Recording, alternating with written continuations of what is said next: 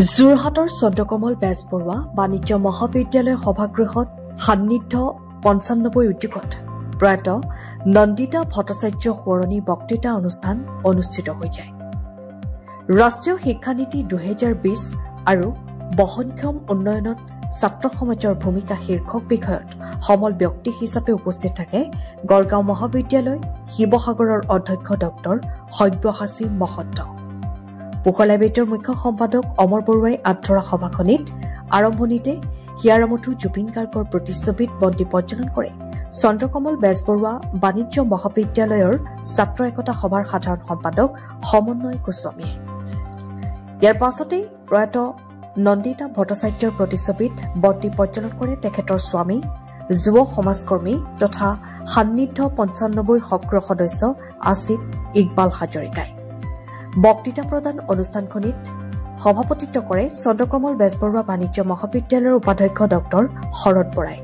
লগতে বিশিষ্ট অতিথি হিচাপে উপস্থিত থাকে বিশিষ্ট সমাজকৰ্মী ডক্টৰ গীতাৰ্থ দৰ্শন বৰুৱাই।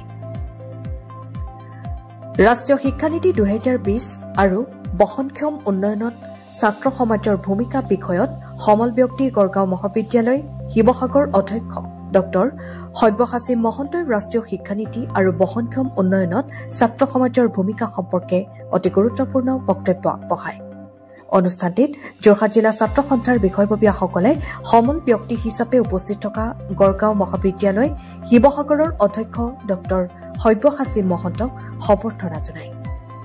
অনুষ্ঠানত উপস্থিত থাকে জেউটিআই বেংকৰ সভাপতি ডক্টৰ ৰাজেন্দ্ৰ প্ৰসাদ দাস, সমাজকৰ্মী দেৱজ্যোত শ্ৰুতিকৰ, সমাজকৰ্মী মৃদুস্মিতা দাস, বিহুশিল্পী মাথুৰিমা বৰুৱাৰ লগতে চন্দ্ৰকমল বেজবৰুৱা বাণিজ্য মহাবিদ্যালয়ৰ অধ্যাপক অধ্যাপিকা ছাত্ৰ ছাত্ৰী সান্নিধ্য ৯৫ সভাপতি সৌৰভ দত্ত, সম্পাদক সাৰংগপাণী বৈশ্য, অসীম বৰা, মানস টুকুৰীয়া, নাছেৰু হুছেইনৰ লগতে বহুসংখ্যক ব্যক্তি উপস্থিত থাকে।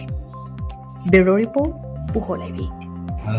সান্নিধ্য ৯৫ নন্দিতা ভট্টাচাৰ্য সোঁৱৰণী বক্তৃতানুষ্ঠান আয়োজন কৰিলে। আজি আমাক নিমন্ত্ৰণ জনালে। আজি বক্তৃতাৰ বিষয় আছিলে ৰাষ্ট্ৰীয় শিক্ষানীতি ২০২০ আৰু বহনক্ষম উন্নয়নত ৰাষ্ট্ৰ সমাজৰ ভূমিকা। আমি তিনিটা ভাগত বিভক্ত কৰি বক্তৃতাটো প্ৰদান কৰিলোঁ। এটা হৈছে ৰাষ্ট্ৰীয় শিক্ষানীতি ২০২০ বহনক্ষম উন্নয়ন আৰু বহনক্ষম উন্নয়ন প্ৰতিফলন হোৱাকৈ ৰাষ্ট্ৰীয় শিক্ষানীতিয়ে কি নীতি বা কি দফা সন্নিৱিষ্ট কৰিছে আৰু এই ক্ষেত্ৰত ছাত্ৰ সমাজৰ কি ভূমিকা হ'ব। আমি কৈছোঁ যে আমাক বহনক্ষম ভৱিষ্যতৰ কাৰণে আমি বহনক্ষম উন্নয়নত গুৰুত্ব দিবই লাগিব। বিশেষকৈ আমাৰ বহনক্ষম সমাজ, অৰ্থনীতি আৰু পাৰিপাৰ্শ্বিকতা। এই ক্ষেত্ৰত আমাৰ ৰাষ্ট্ৰীয় শিক্ষানীতিয়ে কি নীতি গ্ৰহণ কৰিছে আৰু এই ক্ষেত্ৰত আমাৰ ছাত্ৰ ছাত্ৰীসকলৰ কৰণীয় কি বা ছাত্ৰ ছাত্ৰীসকলৰ ভূমিকা কেনে হোৱাটো ৰাষ্ট্ৰীয় শিক্ষানীতিয়ে বিচাৰে, তাৰ সমান্তৰালভাৱে এই ক্ষেত্ৰত শিক্ষক আৰু অভিভাৱক সমাজ বা আমাৰ যিটো চিভিল ছ'চাইটিৰ ভূমিকা কি হ'ব, সুধী সমাজৰ ভূমিকা কি হ'ব, সেই সন্দৰ্ভতো মই আলোকপাত কৰিছোঁ।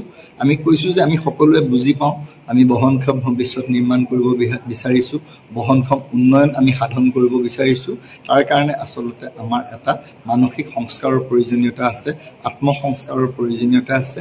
বিশেষকৈ আমাৰ দৃষ্টিভংগী আৰু মানসিকতাৰ পৰিৱৰ্তনৰ প্ৰয়োজনীয়তা আছে আৰু এই ক্ষেত্ৰত মই ছাত্ৰ ছাত্ৰীসকলক বহনক্ষম উন্নয়ন আৰু বিভিন্ন বহনক্ষম অভ্যাসৰ কৰ্ষণ বা অভ্যাসৰ অনুশীলন পৰিশীলনৰ ওপৰত গুৰুত্ব প্ৰদান কৰিছোঁ। যে আমাৰ নীতি আছে, দফা আছে, আঁচনি আছে, কিন্তু এইবিলাকৰ ৰূপায়ণৰ কাৰণে আমি কেনেকৈ নিজকে এটা সমৰ্পিত মনোভাৱেৰে এই ক্ষেত্ৰত আগবাঢ়িব পাৰোঁ, মানসিকতাৰ সংস্কাৰ সাধন কৰিব পাৰোঁ, এই ক্ষেত্ৰত অন্যতম গুৰুত্বপূৰ্ণ ভূমিকা আছে।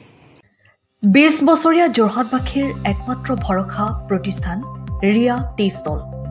হয়, যোৰহাট পুৰণি বালিবাট স্থিত বিজি পথত আপোনালোকৰ আপোন আৰু ভৰসাৰ চাহ, মিঠাই, বিভিন্ন সুস্বাদু সমৃদ্ধ বিপণী Riya tea stall. Riya tea ষ্টলৰ দ্বিতীয়খন সংযোজন ৰিয়া টি ষ্টল ৰাইজৰ বাবে মুকলি।